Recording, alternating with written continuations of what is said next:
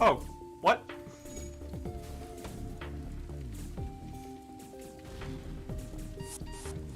Well, get out of there! Oh, shit. Oh, right, yeah, I was fucked in this fight. Restart, yes.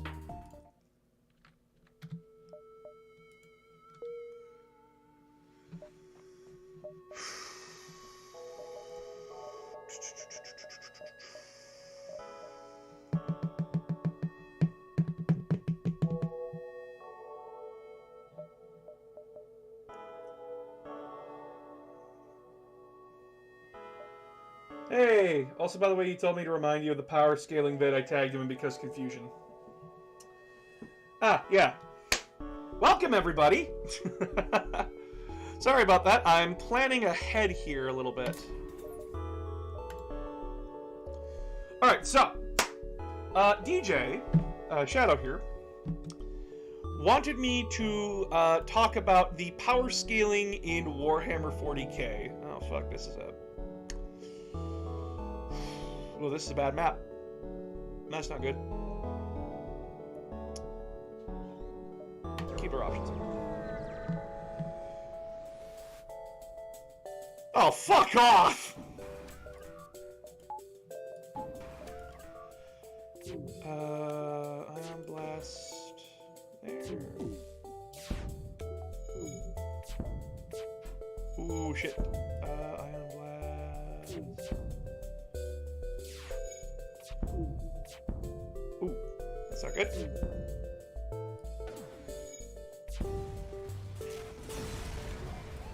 Damn, points were missed. Okay, so power scaling in Warhammer 40k is not the same as everything else. No two characters are ever going to be equal in Warhammer 40k. Each one has each one is strong in their own way, shape, and form. But there is just some things that are impossible to compare to. Oh fuck. Fine, I'll intervene. Drone up and ready. They have a drone of their own. Fire that there. There we go. Their drone's down. Ropes are down. Fire there.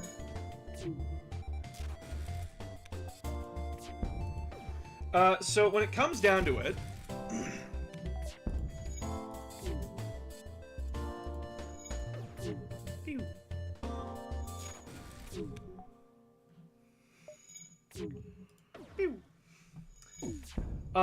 when it comes down to it, you have to understand about, like, who is where, what is what.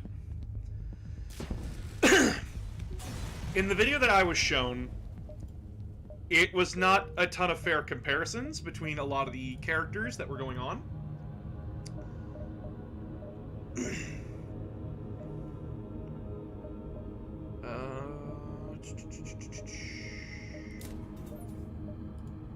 that. Extra power to the shield. Store.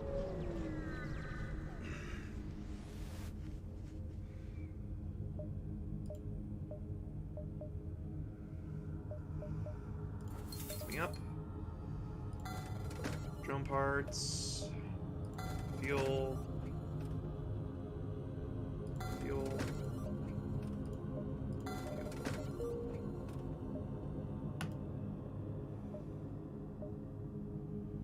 I really don't want to go through a nebula. The drone ship is a hard one to get started. It is, but we have a boarding drone. Go there.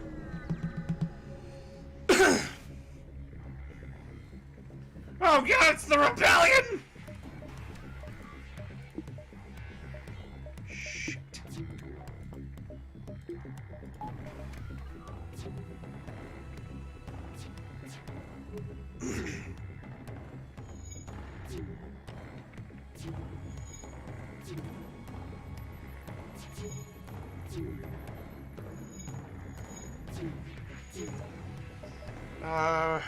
Deactivate that.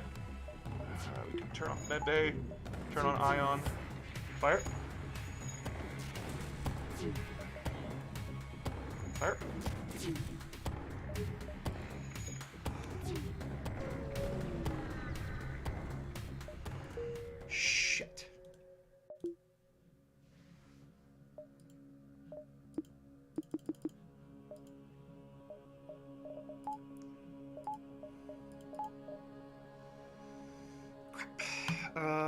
Exit.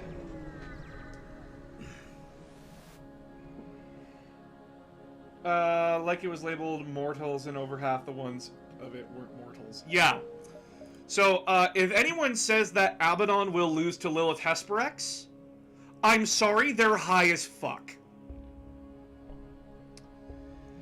Abaddon is overpowered as fuck.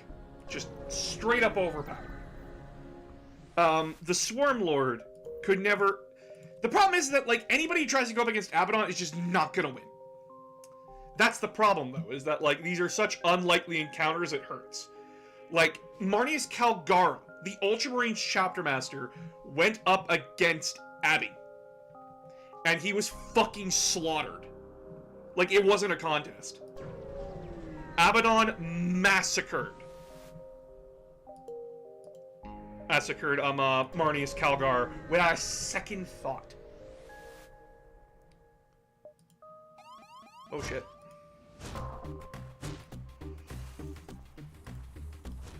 Gather.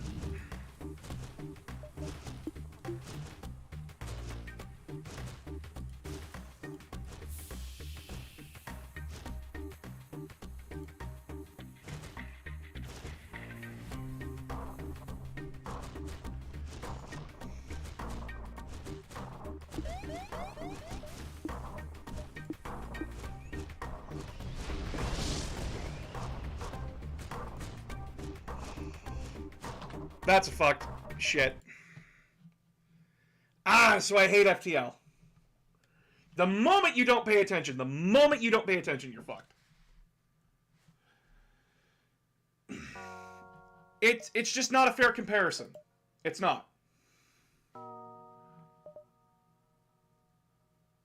And like...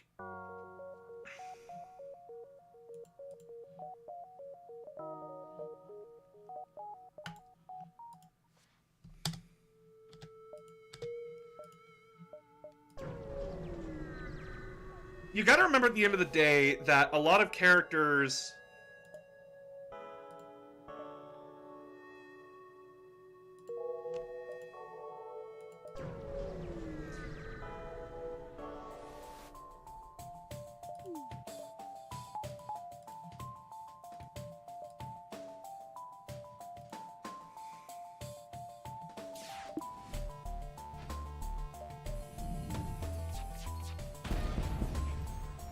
Why do I not have shields?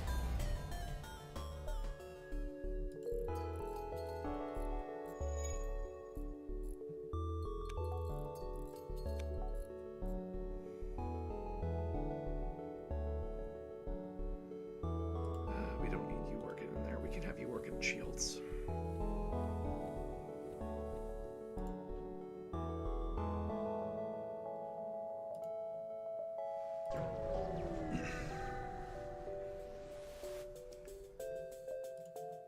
Ah, fuck me.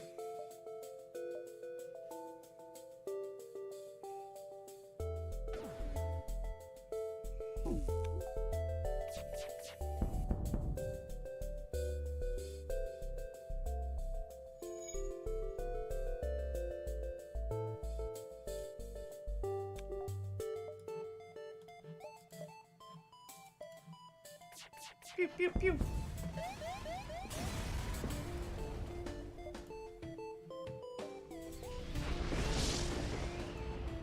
Ooh, shit. Get in there.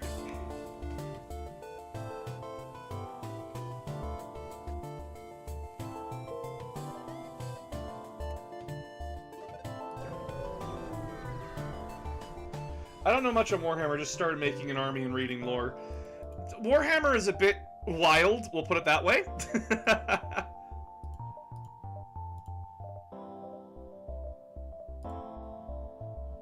should we sell ammo?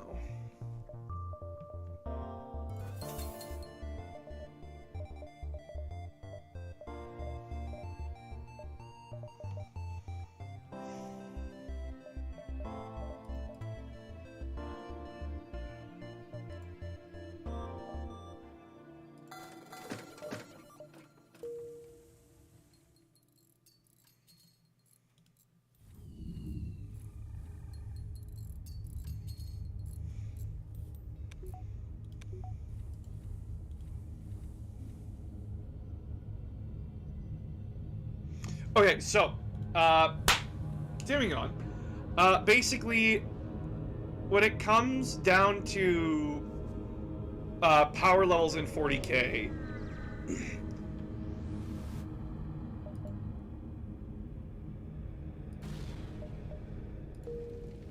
oh fuck.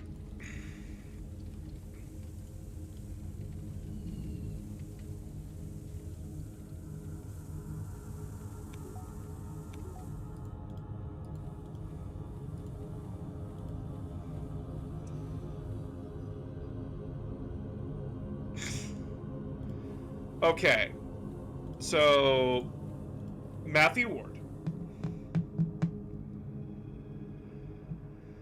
I can't focus while I'm doing this. Shit.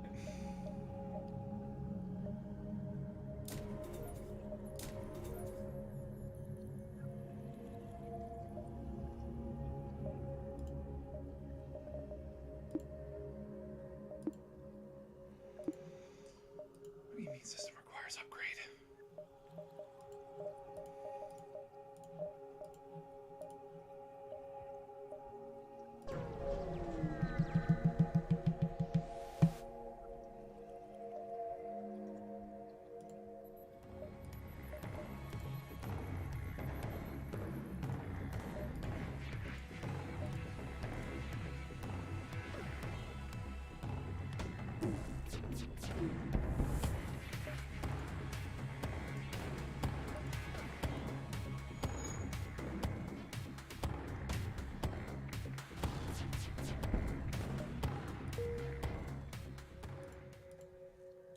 Engines, fuck, get in there.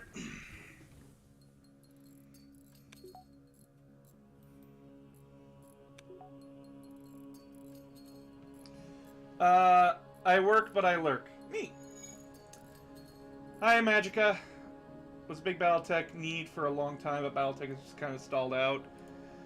Yeah. Don't worry, guys. It'll totally be the 40k killer, they told me. Yeah, no, it won't.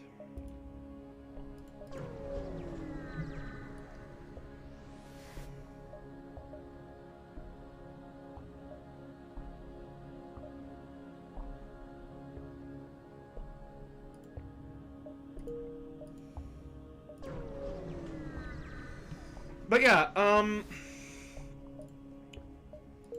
40k is frustrating in that way that you can't, just say that and be done. Like, oh, this character would beat this character. It's a lot more complicated than that. Who is backing that character? What has that character done? Was that character survived previously? That's the problem you need to be asking.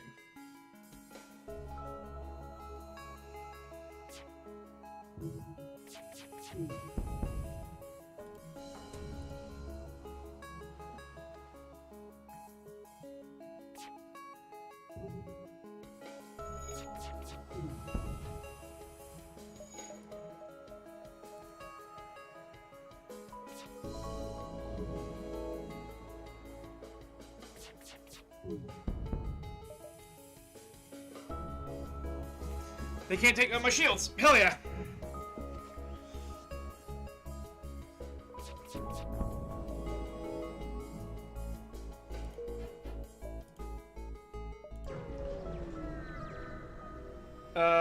Did he eat lunch that week?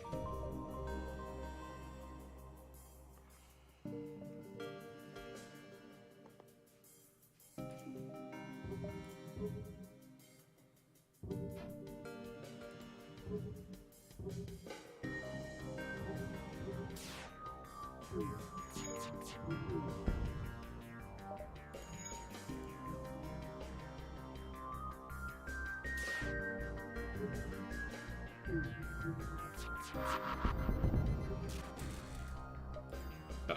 I don't have eyes on my ship. That's not good.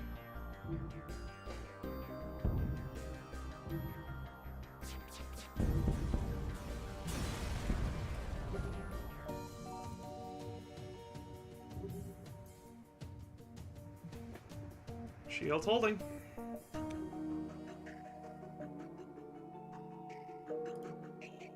Go store. Did he? But yeah,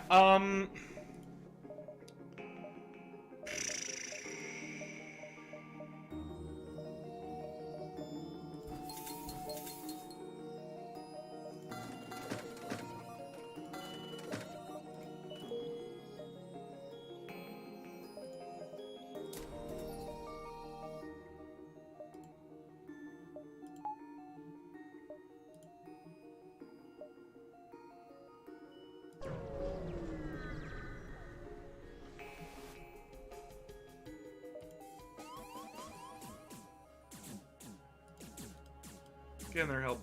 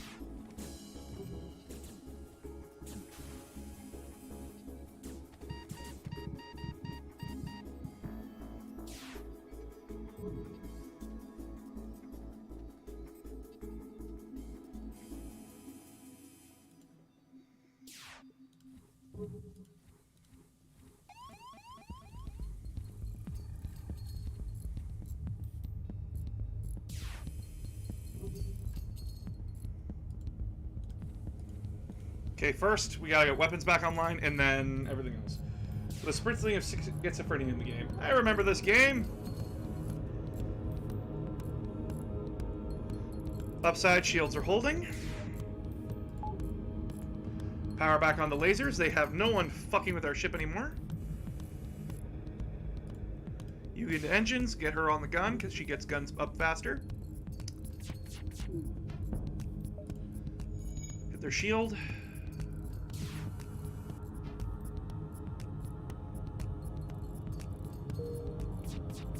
Engines fixed. Get back on shields. See how they like no oxygen.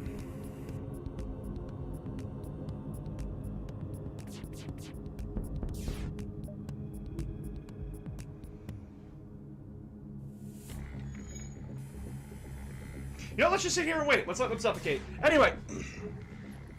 So. Like, the characters they showed, half of them were, like, eldritch abominations that will never die. Like, if anyone kills Lucius, they just turn into Lucius. It's that fucked. Oh, they fixed it. Well, time to die.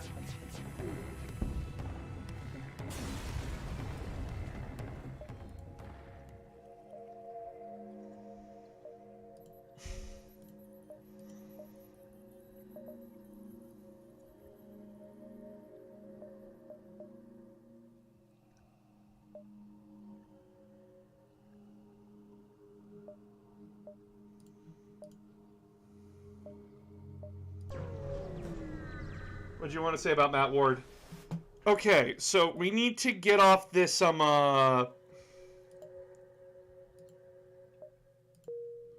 need to get off this Matt Ward hate, okay? He fucked up in one edition because GW gave him the keys to do whatever the fuck he wanted.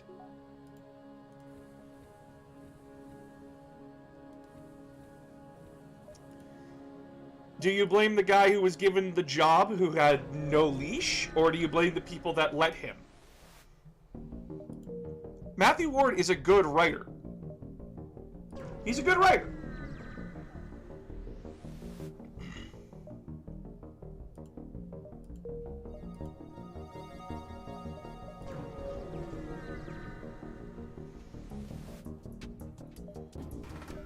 He is a good writer at the end of the day. Hey, does he have problems? Yes, everyone has problems, though.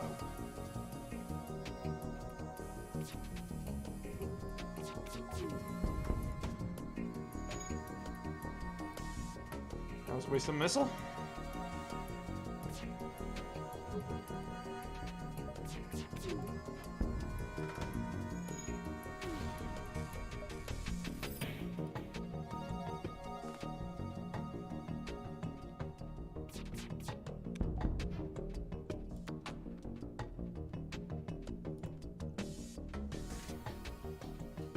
Talk of the bridge and fire. Opinion on ADB.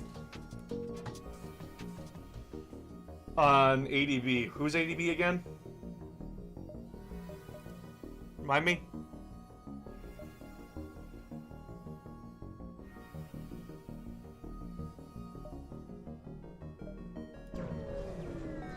Aaron Dembski Bowden.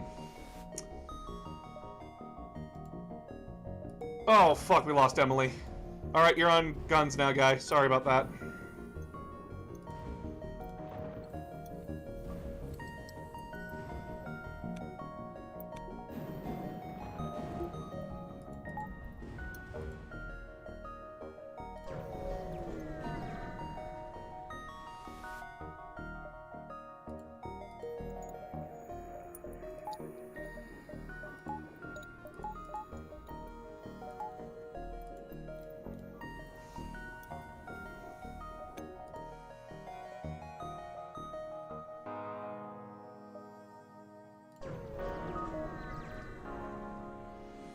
Yeah, sorry, Emily.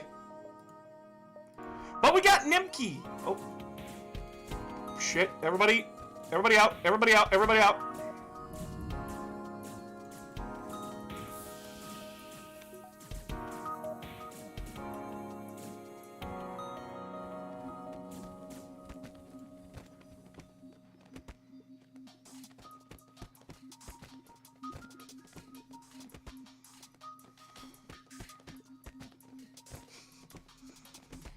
So, yeah. Matthew Ward is not a bad writer. He is a good writer. He just needs to have a leash. And you guys gotta remember, he wrote the 6th edition codex. He was tasked with writing all of them. He just wasn't credited for it. His name wasn't put on it. Oh, you're an engine man, are you? Well, you're a repairman right now.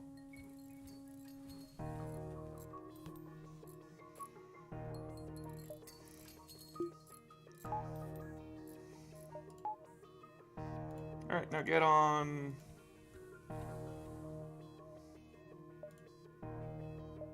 This guy. Remember a version of his where our team didn't need O2, we kept the ship vented.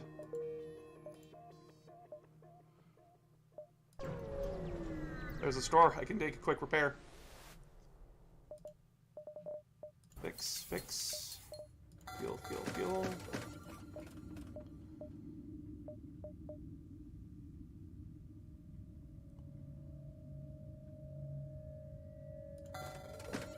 We got Hector, boys! Let's go fucking Hector! Why get Josh? Why?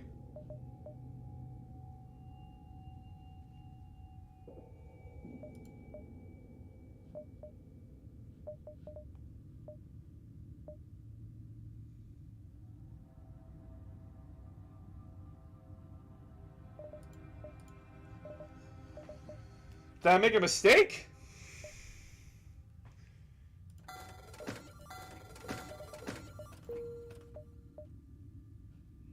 Alright, you on shields.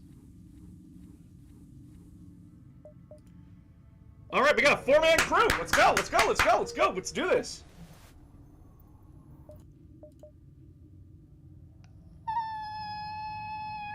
I like this civilian sector. But yeah, like, every character I saw in that thing, I'm like, Abaddon and Lucius and Karn would waste all of them. There's like...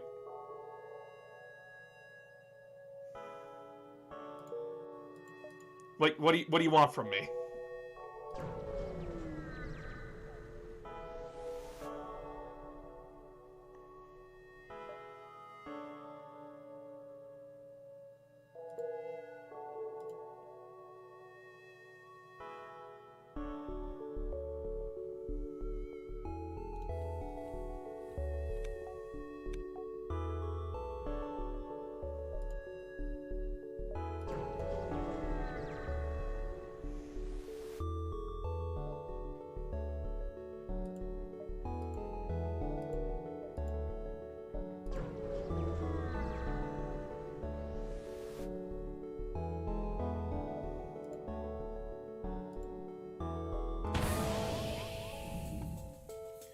Oh, that sick motherfucker. Okay.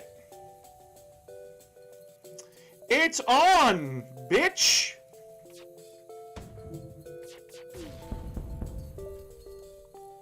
It is a fucking lay-on.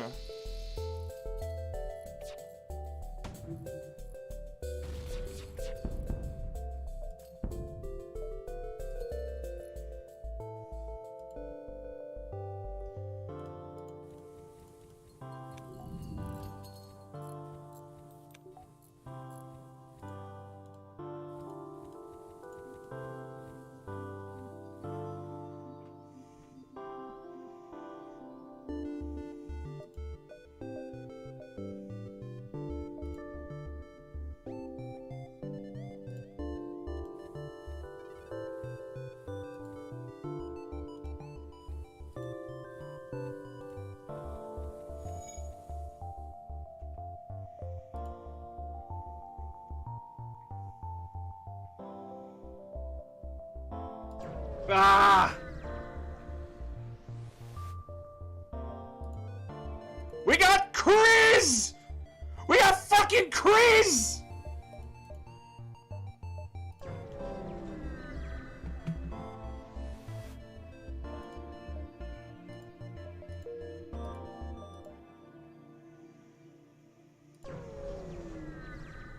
We can say we got with Kriz.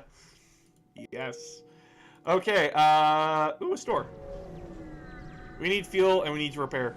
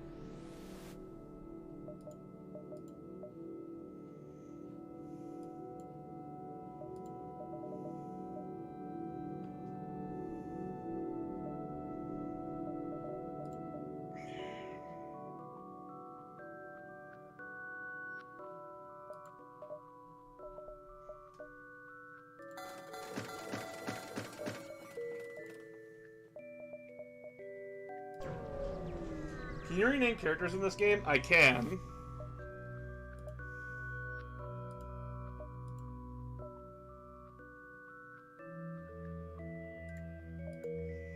We got fucking Smith! Welcome to the crew, Smith! What are you good in? Oh, you're a better pilot than my guy. You're fired. Go help in engines.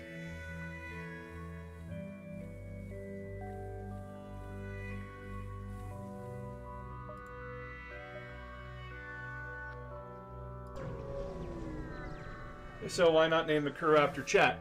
I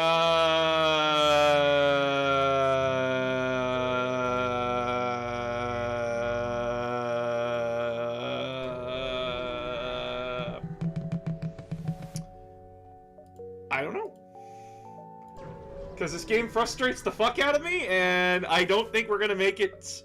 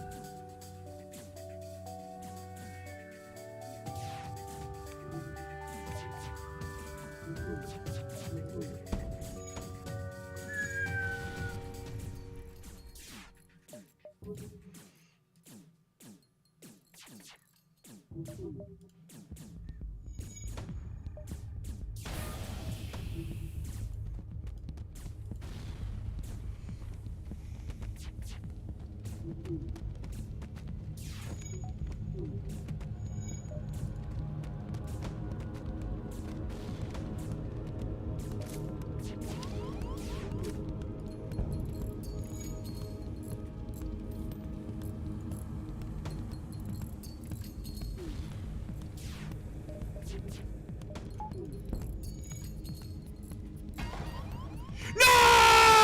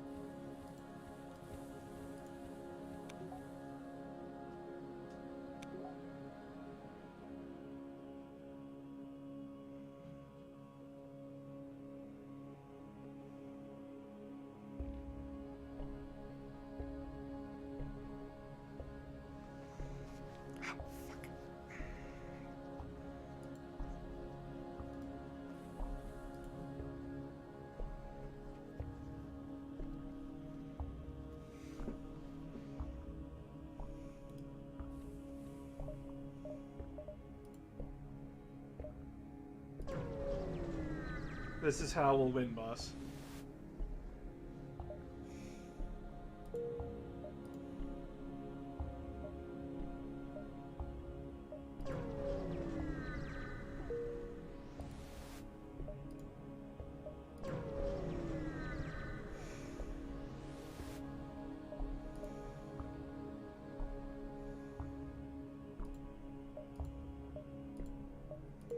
Hello, Smith!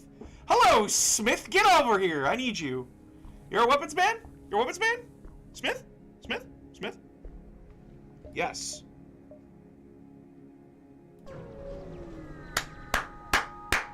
There's two Smiths! We love Smith. Smith is great.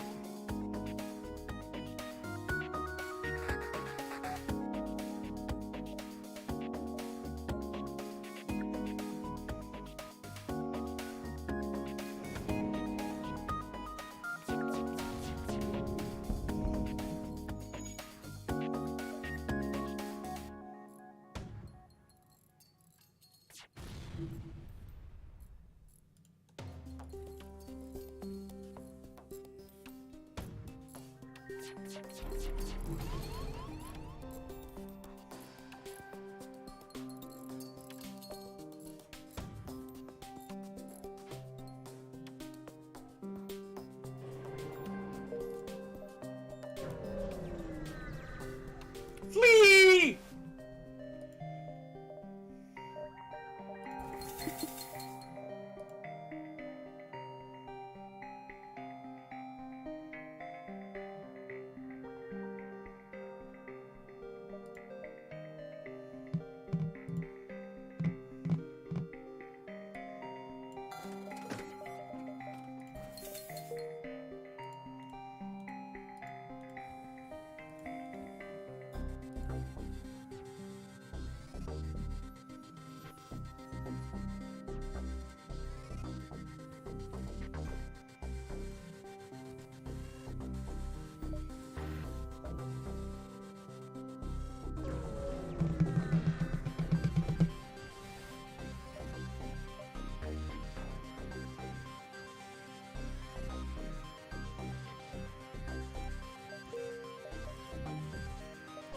More fuel's always good.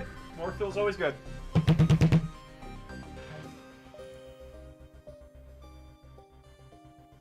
We don't use drones.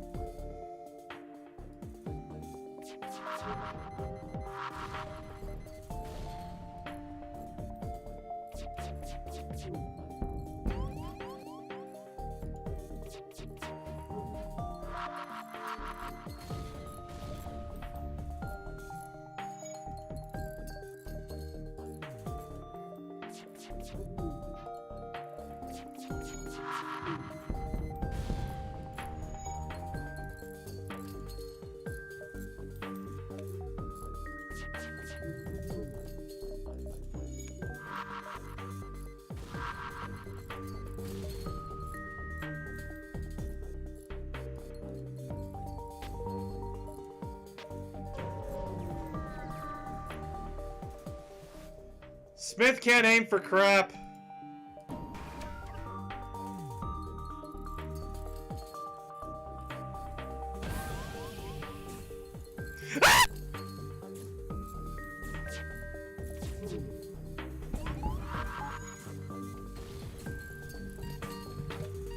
This is why I hate this game.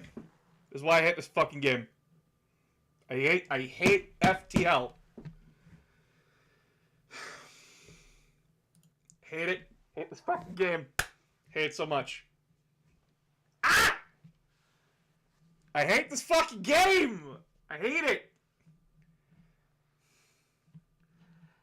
Ah! Fucking kills me every time. Such bullshit. I suck at it. Robot, you couldn't have known. Robot, you couldn't have known. Don't apologize. You're fine. You're fine. I had a good run. We had a good run. Anyway, I'm going to talk about 40k now because people have asked me, and I feel like I've been neglecting you guys.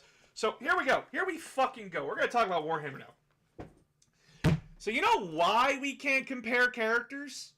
It's because the lore makes them the main character syndrome of their books. They do impossible, stupid fucking feats. And the Swarm Lord and the Avatar of Cain, they're everyone's fucking punching bag. They are the bare minimum to become the fucking hero in 40k. You kill a Swarm Lord, congratulations, you're a character now. You kill an Avatar of Cain, congratulations, you did the bare minimum that a Bible thumper could do. That's the problem with power scaling in 40k. That is the problem with this. Abaddon can take on Primarchs. There's just no ifs, ands, or buts about it. He looks at Magnus, calls him a bitch. Looks at Mortarion, calls him a bitch. Looks at Perturabo, calls him a bitch. All of them.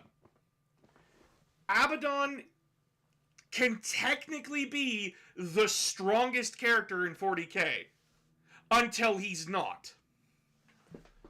How do we know the 6th ed was written by that one guy if his name wasn't on them? Because we asked him. And he was allowed to talk. Now, granted, they had a whole team working on this, but saying that there's a whole team is like saying there's not 3 people playtesting their game. Matthew Ward had a leash on him when writing 6th edition. And the reason why they took his name off of it is because he got so much fucking hate. You guys realize how toxic the 40k community can be that it drove a man to not put his name on books?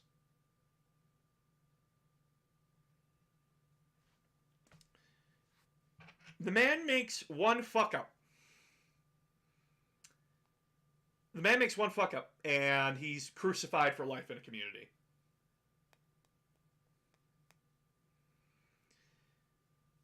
But here's the thing. 40k has a rule. The rule of cool. If it makes a character cool, that's what we do. Lorgar should not have been able to defeat an Avatar of Cain by any stretch of the imagination. Lorgar would have been fucking turned to ash next to an Avatar of Cain. But the story demanded that he succeed. So he succeeded. The problem comes is that to an average person in 40k, the average orc boy, the average marine, whatever, the heroes in 40k are larger than life than them. In the books, in the shows, everything, the character is always going to come out on top. It's not called Gregor's story, it's called Eisenhorn, and Eisenhorn's always going to succeed. It's not called Tyranid's Win, it's called Ultramarines Battle of Macragge. It is not a balanced system. We have run the tests in the tabletop game. You want to know who right now is the top tier character? The one that always wins any battle you put them in right now? Abby! Abby is the best character in 40k, bar none, when it comes to fighting everyone else. And that's because he's broken in bullshit. Because he has to be. Because he is the War Master. He is the big bad of 40k. When he is on the table, any unit he engages in combat, they're dead. They're fucked. There's no way out of it. Just like with Gulliman. Any unit gets caught by Gulliman, unless it is a Titan, it is dying to Gulliman. Now, that's not accounting for a tabletop game, though. When we're talking about lore, it goes all over the fucking place. Gulliman can defeat several hundred armies by himself. He is like the god among men on the battlefield. The second he gets on a black ship, though, like the second he gets on a Blackstone Fortress, he's fucked. He's in prison. It requires a Harlequin and Cypher to get him out. Even though, logically, he should just be able to grab the head of any Chaos Space Marine, crush it beneath his fist, and call it a day.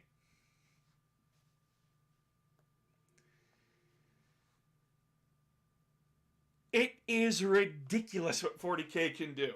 And someone trying to be like, oh, well, who could win in a fight? I'll tell you who! Whoever the fucking writers want! Lilith Hesperex? Are you fucking kidding me? She'd be dead 6 times over. Her style isn't going out and meeting people in the middle of the battlefield. That's Drazar! Drazar does that. And even then, he only does it in secret. He's an assassin. They're both assassins. Oh yeah, Lilith Hesperex against fucking Lucius. We've already had that fight. She got her ass kicked. She wouldn't even annoy him. He'd just look in her general direction, cut in that direction with Draknien, and she'd be dead. It's the sad truth of the matter. And Lilith Hesperex would never put herself in that position. She is a Drukhari. She is Dark Eldar. They are cowards by nature. They would never, ever put themselves in a position where they could do, where that would happen. Where Abaddon is just on their doorstep. I feel like this is the Goku versus Superman fight. It is! It is! People are like, oh no, Goku could beat Superman. No! Superman hangs out in the sun for 3 seconds. We're all fucked. The man is a living plant that instead of catching on fire, goes into the sun and becomes God. Abaddon is just too big. He's too big. Every character that he has fought in Warhammer when he has become the War Master has not beaten him. Sigismund died to him. Every other character died to Abaddon. It is not a fair fight. And Abaddon only gets involved when he has to. If Abaddon's getting involved, someone fucked up. It's not even Goku versus Superman. They're not even in the same ballpark. Superman is beyond anybody in fiction. Because he's Superman. He is able to do whatever we want him to do. You know why he doesn't have a limit? Because he was never programmed, he was never written to have any. His literal only weakness is magic, which very few people know, and the second he lasers you through the eyeballs, you're fucked. And a rock from his home planet that no one has access to. Aside from rich billionaires. Superman is too big. They're too big. It is hard to power scale with them. Superman does not have a ceiling. He can keep growing in power exponentially. He just chooses not to. Goku has a ceiling. Yes, he's broken the ceiling multiple times. But there is a ceiling. The numbers just do not add up.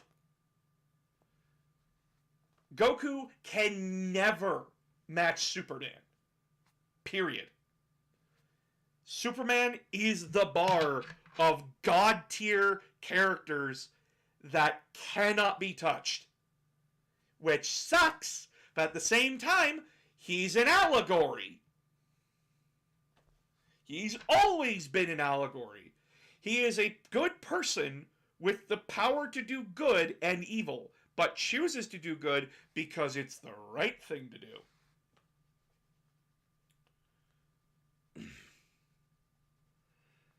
And yeah, you can't really stop Hulk and Doomsday. Hulk just refuses to die. And Doomsday, though he wishes it, even though he wishes to stay dead, he can't. He literally cannot. He is. Because his creators were two Jewish people. His creators were of the Jewish faith. Superman was basically the Aryan super soldier turned against the Aryans.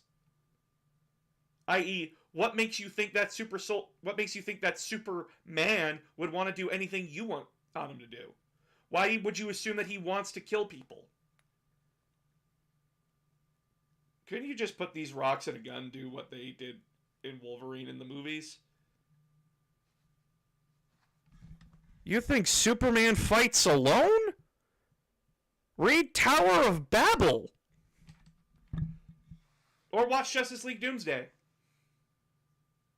They already thought of it. Didn't work.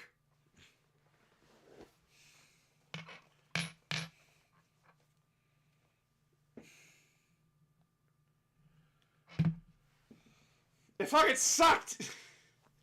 They had to get Metallo to disguise himself as like a news guy, and then Metallo just fucking shoots him.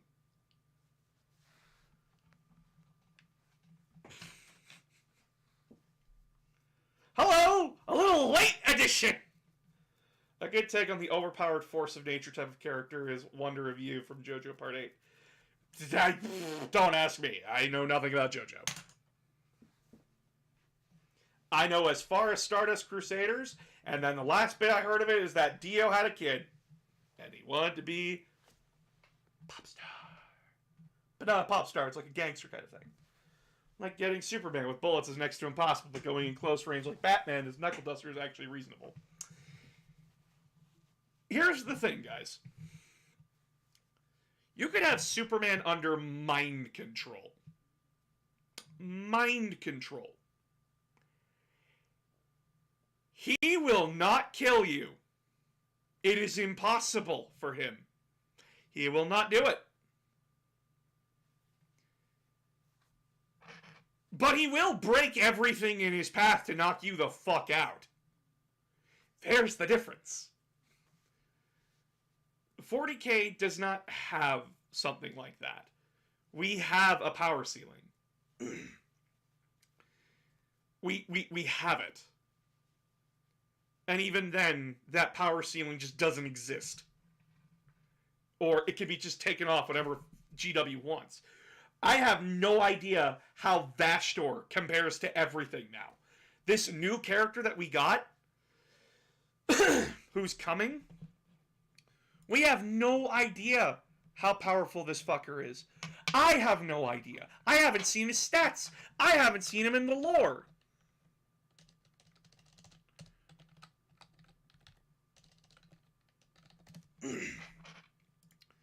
This creepy little bastard. This guy right here. This guy right here. Vastor. The Archathane. Not you, Arimon, I'm sorry. He wants to become a god. He's a demigod. He is described as a demigod in Warhammer.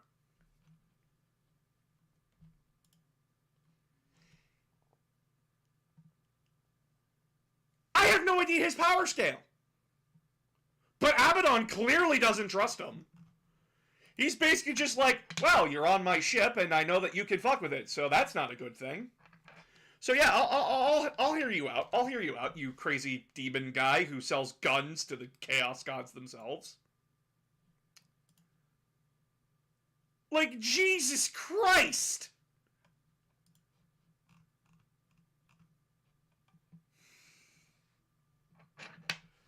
Honestly, I literally have no fucking clue like how Warhammer 40k power levels line up outside the fact that if we take any one of the Primarchs and slap him against Abaddon means Abaddon can 1v1 Primarchs. He can! He can! He's done it before! It's heavily hinted that he's the one who killed Rogel Dorn.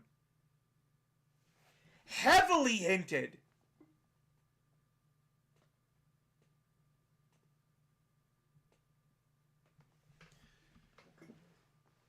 And that's the power of chaos backing this stupid fuck. He is impossible. But his power comes from somewhere else. It's not his. He is terrifyingly effective. I mean, if he killed Rogel Dorn, that is kind of funny. Hinted at, but we recently learned that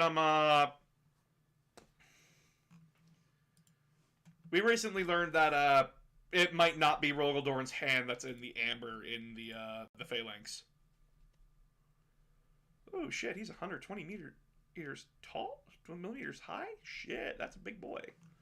Anyway, if the gods favor him over the Primarchs, what stops the gods from taking the powers of the demon Primarchs when he goes to face them?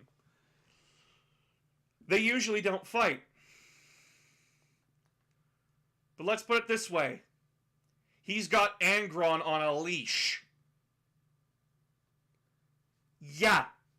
Angron, the Red Angel, the Red Butcher, is on Abaddon's payroll. Or on his leash. One or the other. What makes me laugh the most is even if you take that power away, he is still a fucking warrior who can go toe-to-toe with the greatest of the Imperium and has the mind and strategy that isn't seen often. People make fun of Abaddon for his failed crusades. Until you read the Chaos Codexes, which in that case the books say, no, he got away with his primary objectives.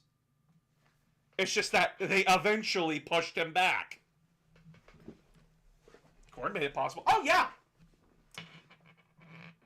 But it's heavily implied that he is still giving the orders. Sure, Khorne may command it, but Abaddon still has the brass balls to tell Angron what to do. No one could tell Angron what to do outside of Khorne. He failed with what came after. He hasn't even failed there! Guys! 8th edition, he won Cadia. People are like, oh, but the guardsmen hold. Yeah, where's their fucking planet? What's split the galaxy in half? Yeah, you want to tell me? He organized a band. He organized a crusade of insane people. Of people who have no business working together. He looked them dead in the eye, pointed them in a direction, and they blew up Cadia. Ghazghul cannot even say he took Armageddon. The Imperium can't even hold a fucking backwater. The Eldar are too fucked to go fuck themselves. The Tau Empire, they got pushed back by Mortarion on a fucking bender.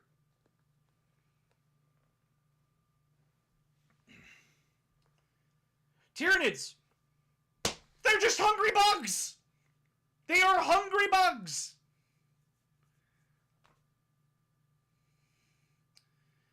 Narratively, the Imperial Guard is you and me, buddy. I am only as strong as I am. You're asking us to do the impossible. It's a miracle Cadia held out 13 times. It's a miracle! Abaddon had all the advantages. The only reason his crusades kept getting pushed back is because, again, literal psychopaths with their own agendas that he then has to go hunt down and gut in front of everybody to set the example. Literally, one warband didn't decide not to show up. They said, fuck Abaddon. You know what happened? He found all their leaders, cut off their tongues, cut off their limbs, made them stumps, who will live forever as a stump. That is the price of not working with Abaddon. Are they running, or are they just running out of food? It is confirmed that they ate the other galaxy. Straight up confirmed by the Silent King. He straight up just came home, said, no, I need to rally the Necron people against the Tyranids. Why? Because they ate an entire universe. Yeah, you know the Andromeda Galaxy, our neighboring galaxy, that's gone. There's nothing left. The Tyranids ate it. And now they're coming for us.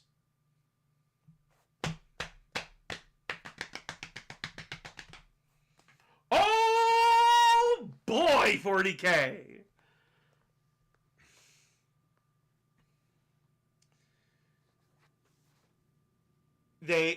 Yes, there's nothing left. There is barren dust balls. With nothing. Tyranids made the Andromeda Galaxy uninhabitable.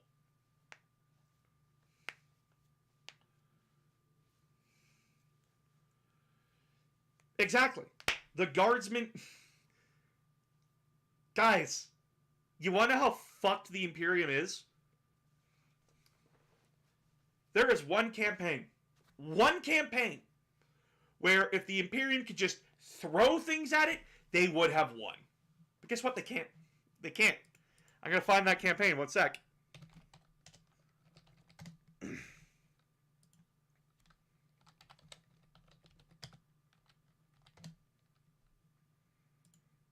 Arbiter Ian.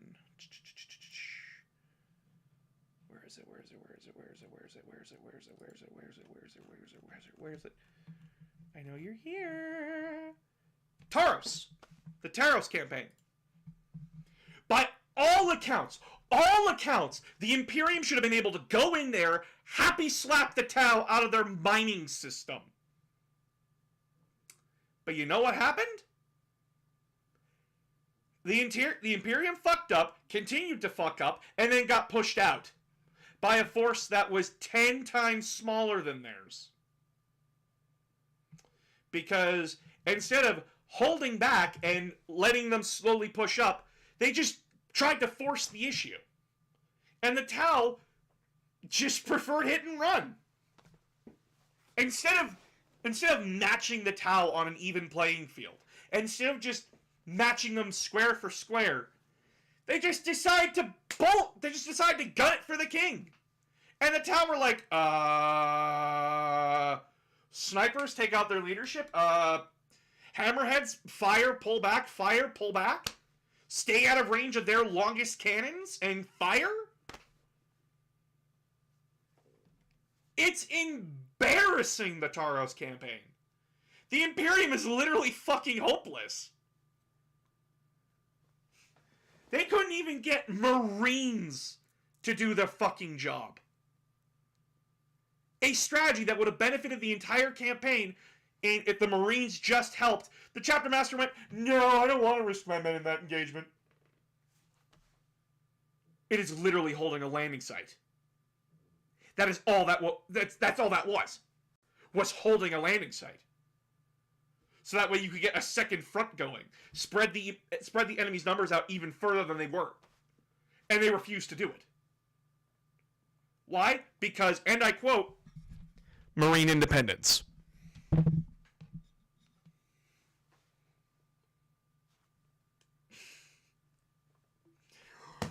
Whew, the Imperium is lucky it's alive! And it's lucky it has Gulliman back. And even then, they're still pushing back against him. He can't get what he wants to get done.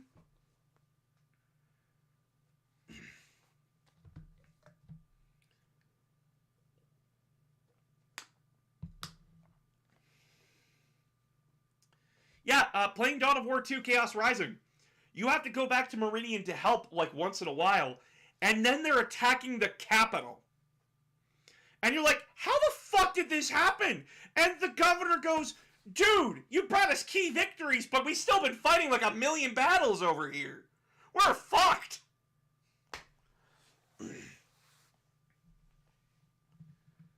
He's already fired them like 10 times! They literally say, in Plague War, this is the 7th group you brought in. What makes you think it's going to change?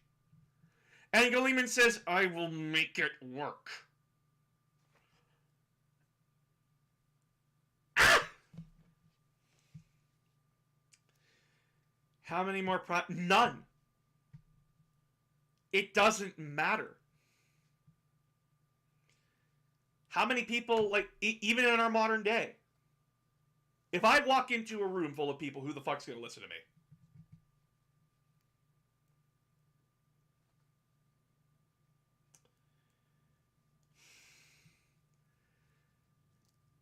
The Imperium is too big. It's too complicated. Us, boss, I appreciate you guys very much. Lion can make it more...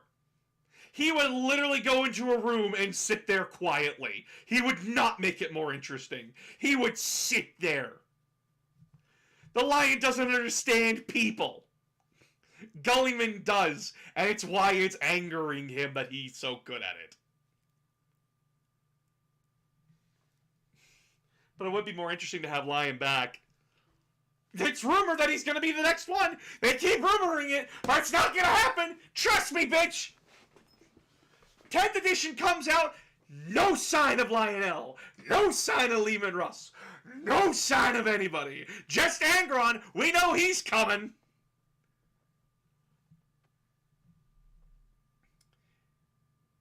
Good luck getting the Inquisition to listen to you. Good fucking luck getting that organization of holier-than-thou fuckheads to listen to you. Good luck. Gulliman's been trying. And then he says, oh, my effort's been sabotaged in this system. I know who did it. But I don't know where they are. Fuck, I wish I had Alfarius here.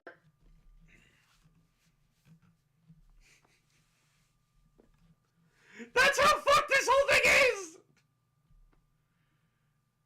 What about the Spanish Inquisition? No one ever expects them, so why would they show up?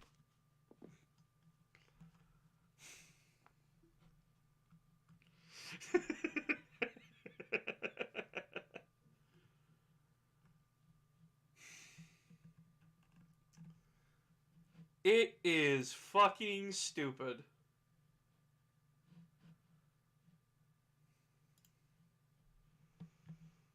Man's like, I wish I had that traitorous bastard brother here to get people dead for me.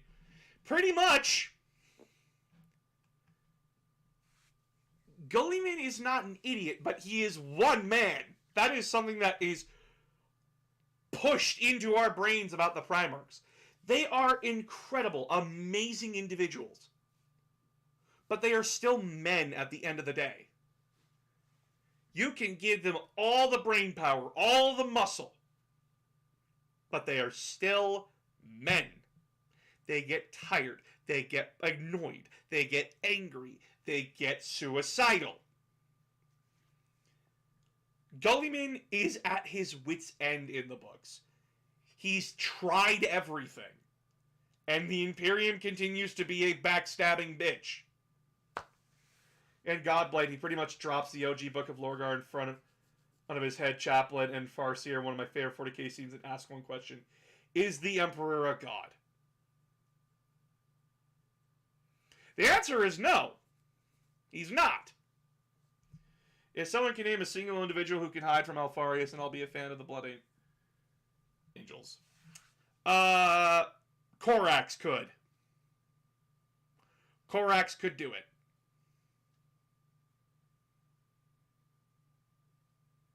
Korax could do it. You know why? Because he's doing it now. Fun fact, Korax doesn't even have a physical form anymore. He's just a corporeal shadow demon who is hunting down his brother Primarchs in the warp. We finally figured out what happened to him in a short story where Lorgar is meditating and then is like, why do I feel a familiar feeling? And then has to dodge out of the way of an attack. And it's just Korax. And he's like, not figuratively, not hyperbole, not anything. I'm death, straight up. And your ticket is punched, Lorgar. Lorgar had to run away from Korax. Twice now.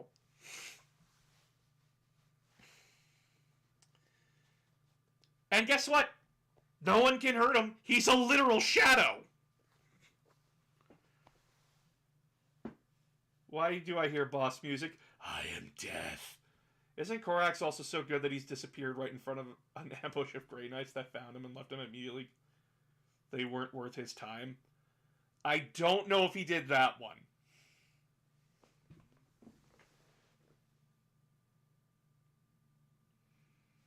But yeah. Power scaling in 40k is bullshit and stupid. Hip hip hooray.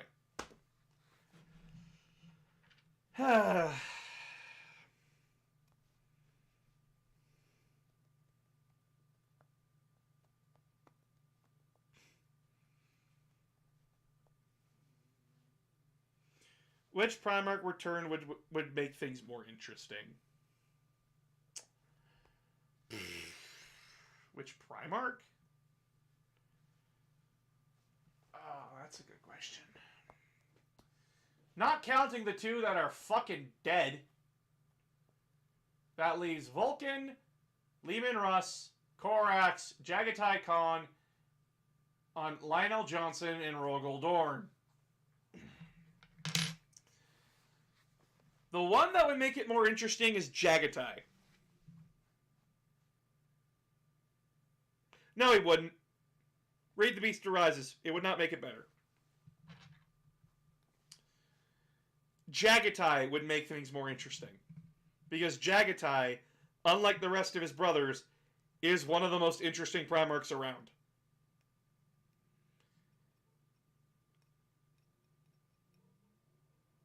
Especially when it comes to Gullyman. Horus Uncorrupted. He's dead. Should Clone Fulgrim return? No. I want Snake Fulgrim. I want my dildo snake! Jagatai Khan is the man who is, if you don't bother learning about me, I don't bother learning about you. Because he's already learned enough.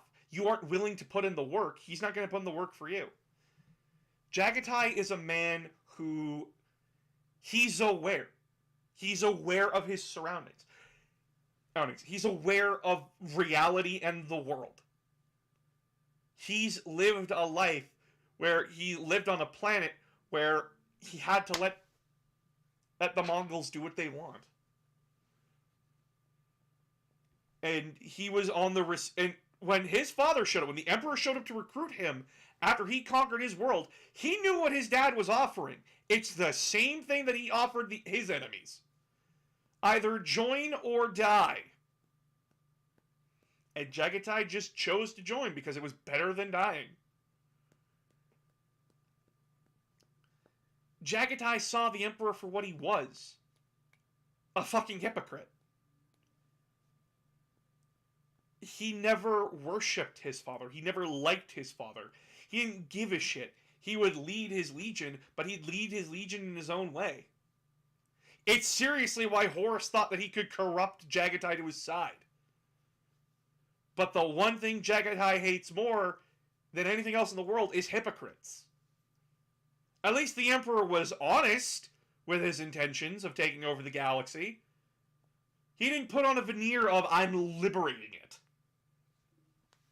Jagatai literally looks at Mortarion, who is trying to recruit him. By the way, worst person you could send, by the way. Mortarion and Jagatai hate each other. And Jagatai says, look at you, Mortarion. A person, a man who detests psychic abilities and psychic shenanigans. And you're covered in this stuff. You're fucking hiding behind it. You scream one thing but mean another.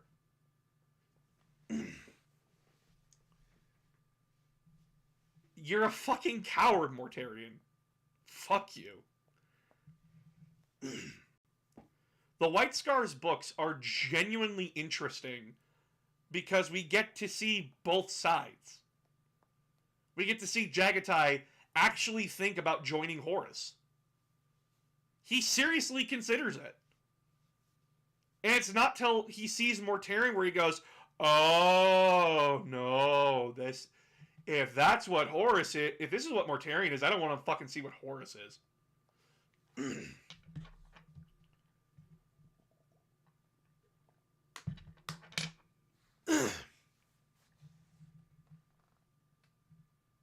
Jagatai was always the man who said, don't take more than what you need. Really? Why send Mortarion? Because Horus had no one else to send!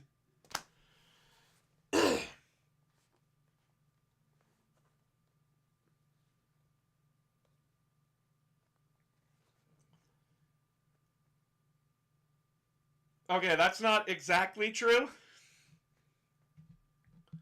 Angron would have started a fight. Of course he fucking would. He's a demon at that point. The plan was not to kill the Emperor and leave it to humanity. The plan was to kill the Primarchs and the Astartes. Or at worst, kill the Astartes, imprison the Primarchs. That's why there's jail cells underneath the Imperial Palace.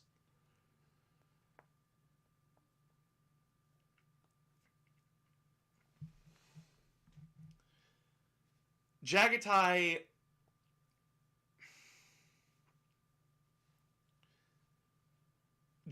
is more interesting because of who he is and who he chooses to be. You want to know something about Jagatai? He was an artist. He's an artisan. He's a poet. He's a warrior. He's a leader. He's a shaman. He's a good guy.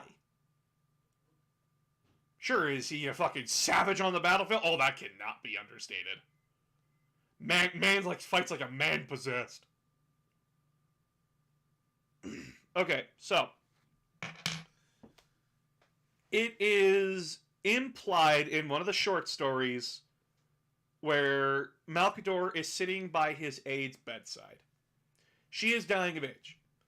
And when she dies, she wants to die in comfort. So she asks Malcador, what was the plan here?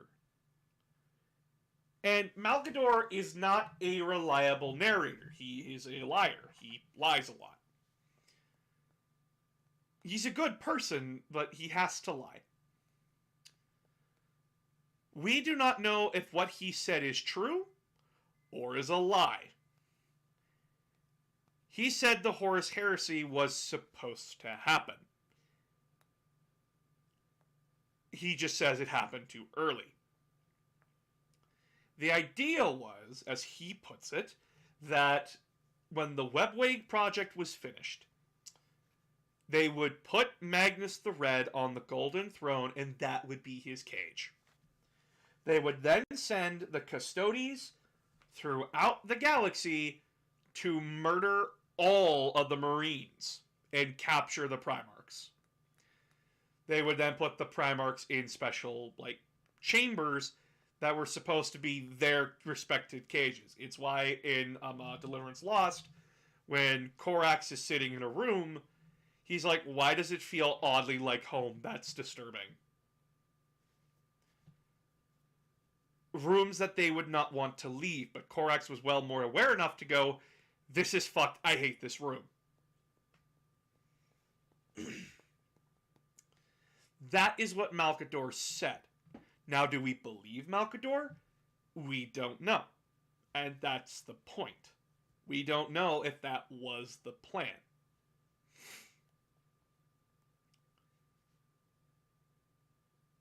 And that plan doesn't really make sense. Because you cannot expect a galaxy like that to be run the way it was. you would need the Astartes for other things.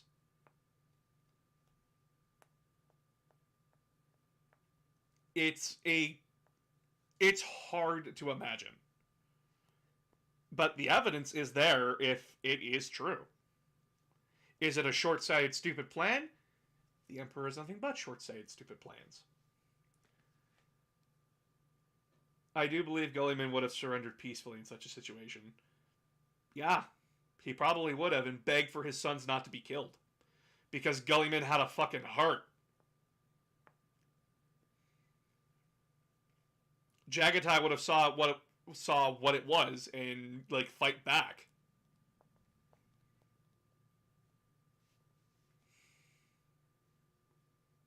It is a hard position to take.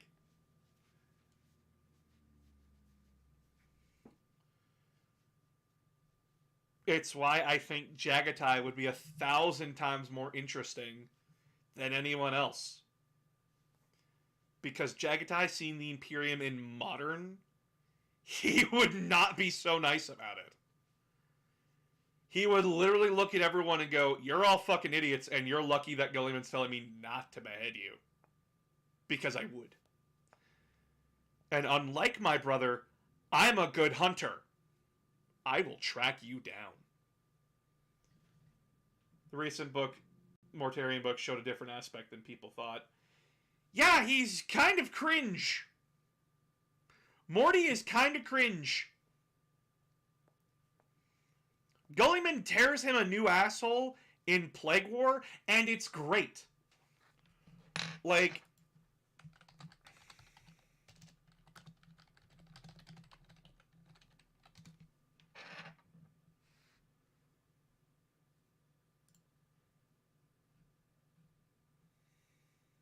I need to find this quote.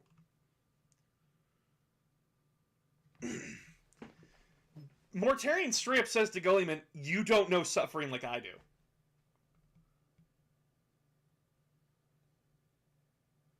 I know. He's kinda cringe. Here, quote from Plague War. I know no suffering, Gulliman laughed bleakly. I saw my brothers, many of whom I loved, all of whom I respected, turn their backs upon our Creator and plunge the galaxy into war. I saw humanity reach for one golden moment of peace, brush it with its fingers, and then I saw you and others spit upon it and tear it away. I died at the hands of my kin. I awoke to a galaxy so far from glorious enlightenment of the Emperor it resembles the cathartic hell. You turned your back on all you claimed to stand for. Cravenly, without a second thought, where was my brother who could weather any storm, whose body shrugged off poison, who would never, ever give in? What happened to him?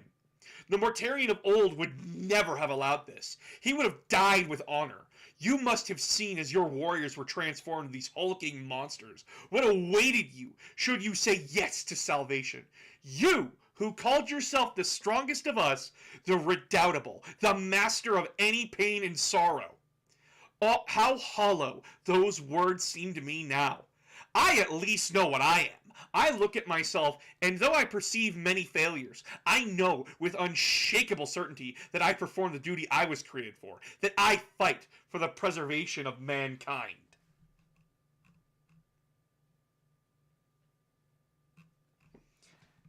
Mortarion is cringe.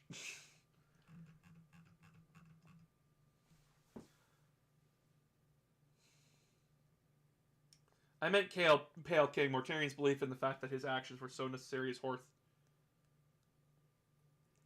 Doesn't make it right. He's cringe. Mortarion believes in might makes right. And he's an antithesis to his own philosophy.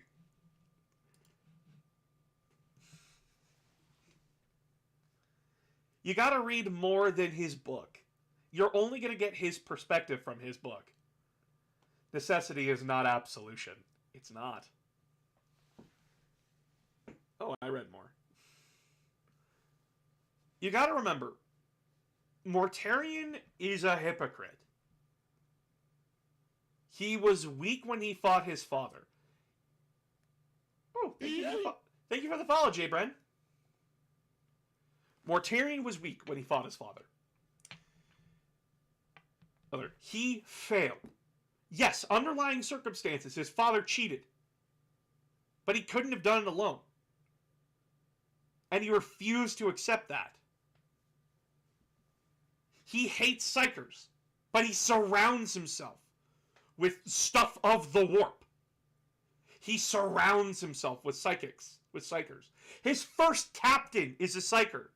And the second he learns about it, instead of just cutting off his head, he has to use him.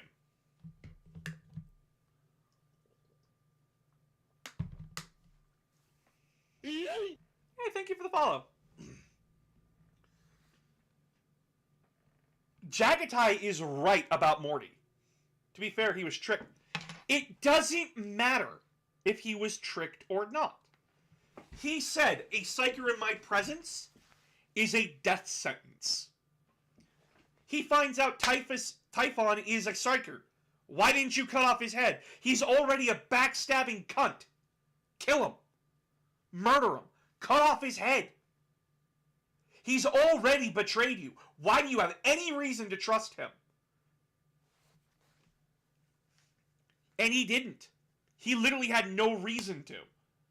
He could have sat there and contacted Horus. He had infinitely more options than what he had. But no, Typhus was the only option. And at the apex of the final moment, where he's infected with the plague, where he is dying on the floor, the man who claimed himself invulnerable to all toxins, to all disease, this man who balked at anyone else who dared suffer in front of him, he pussies out. He straight up just pussies out and gives in. Take me, Lord Nurgle. I surrender my soul to you. Instead of dying defiantly. Mortarion is a coward. He is a hypocrite. He nearly died once, and he refused to ever put himself in that position again. However, he kept the veneer of, I am the strong. I can never be defeated. One lowly demonic disease brought him down. The ritual barbarous of sharing the poison to become blood brothers. Yeah! Kind of fucking ironic, right?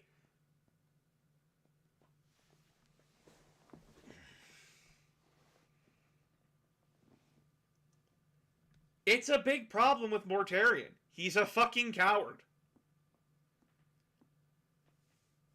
He's a hypocrite. He's scared of death. A man who based himself around it just can't accept it. He's Puss in Boots, but instead of throwing the wish away, he wished for immortality.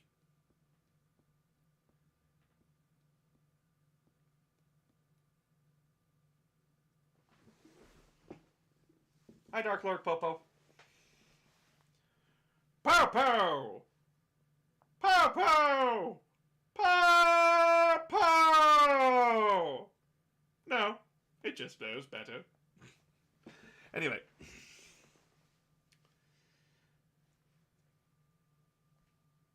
It's why we make fun of Morty. He's a failure. He's a coward. But he tries to act like he's not. You want to know how little respect his Legion has for him now? Typhon had to be strong-armed in to go help him.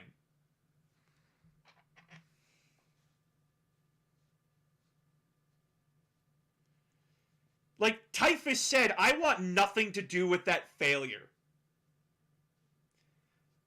And even then, when Mortarion and him were in the same room together, he mouthed off. God forbid anyone mouth off in front of Angron or Fulgrim. He mouthed off to Mortarion.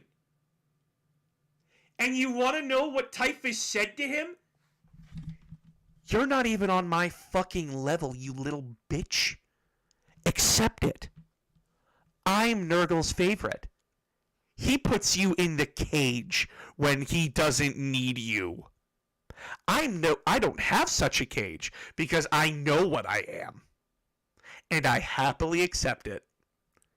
So I will help you, but not because you asked, but because I was ordered to.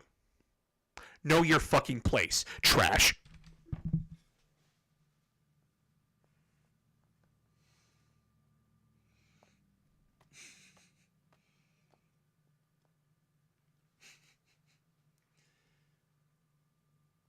Have you drank from my clear gallon jug? No, I haven't. I don't do drugs. But yeah, Mortarion is the ultimate showing of a man who has nothing. Oh, as a consolation prize, I can give you the soul of your adoptive father and let you torture him. Cool. He's already dead. Does Typhus actually still have flesh?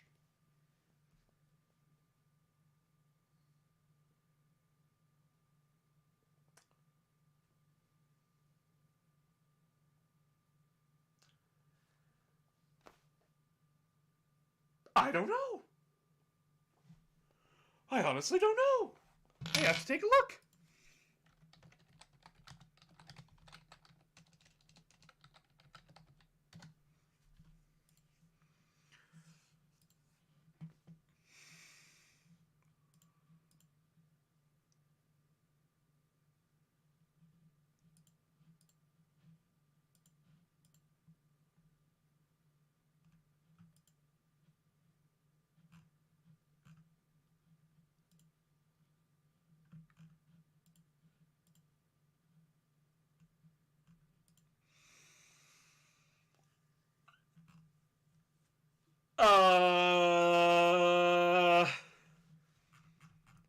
I... Yeah, I don't think he does. I think he is just a jar of bees.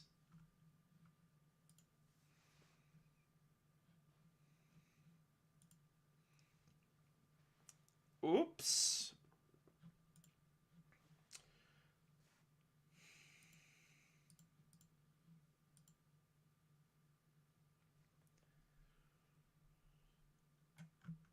I honestly don't know.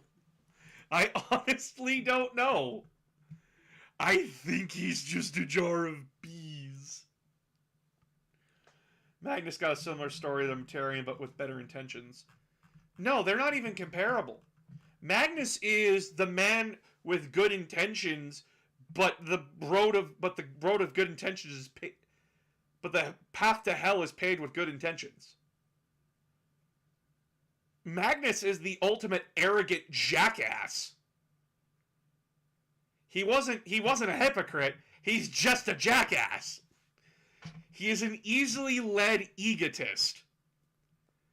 Oh, I've mastered the warp. No, that's not how you should be viewing that. The warp is an ocean. You don't master it. You can control aspects of it, but you cannot master it. You cannot claim mastery over it. Fulgrim just saw a weird sword. Dude, in the middle of a snake orgy, no less. Man straight up walks in, balls out, goes, that's a pretty cool fucking sword in the middle of the snake orgy. I'm gonna take it.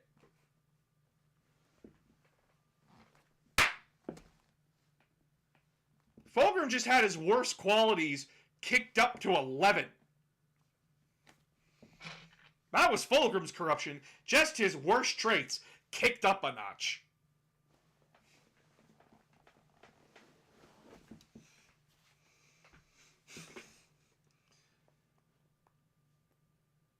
Angron just had shit luck. Yes, he did. Yes, he fucking did. You want anyone to feel bad for you want any Primarch to feel bad for, you feel bad for Angron. Except no, because he's also still a fucking prick.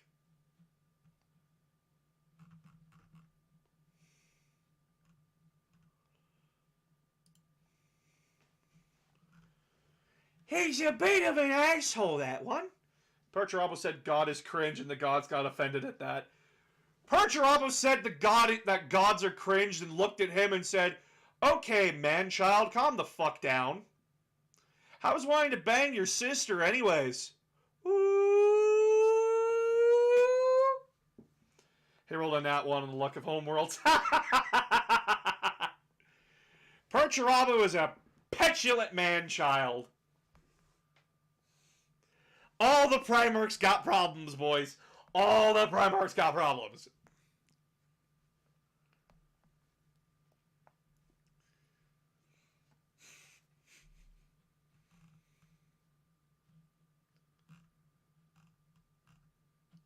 I honestly don't know.